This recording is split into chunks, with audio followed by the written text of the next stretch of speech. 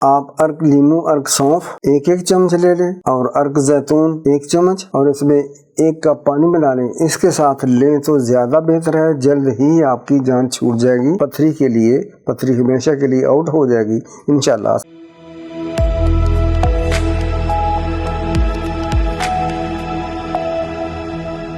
अस्सलाम वालेकुम। गुर्दा की पथरी और दर्द, चाहे वो बसाना में आ गई हो, यूट्रस में फंस गई हो, अल्लाह करीम रहम करेगा, फजल करेगा। नुस्खा कुछ इस तरह है। तुखम कद्दू आप 100 ग्राम लें, तुखम खरबूजा 100 ग्राम लें, जीरा सफ़ेद 50 ग्राम लें, अखरोट ऐसा लें जिसमें गिरी कम होती है, हार्ड होता है, सख्त होता है। सानम अखरोट को आपने बहुत ही ग्राइंड करना है, बहुत ही ग्राइंड करेंगे, इतना कि जिस तरह मैदा होता है। इसका वज़न आपने 200 ग्राम करना है।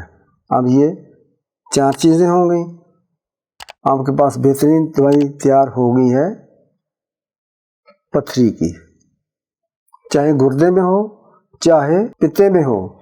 कंबाइंड बता रहा हूँ। बाद दफ़ा हमारे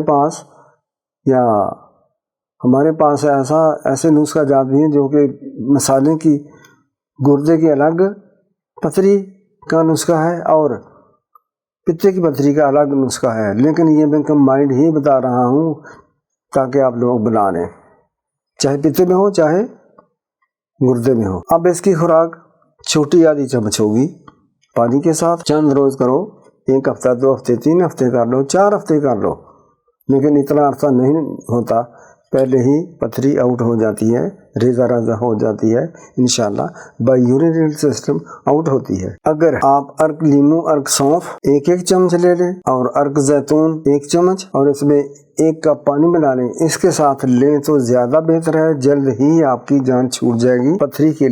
पथरी हमेशा के लिए आउट हो जाएगी इंशाल्लाह। अस्सलाम वालेकुम।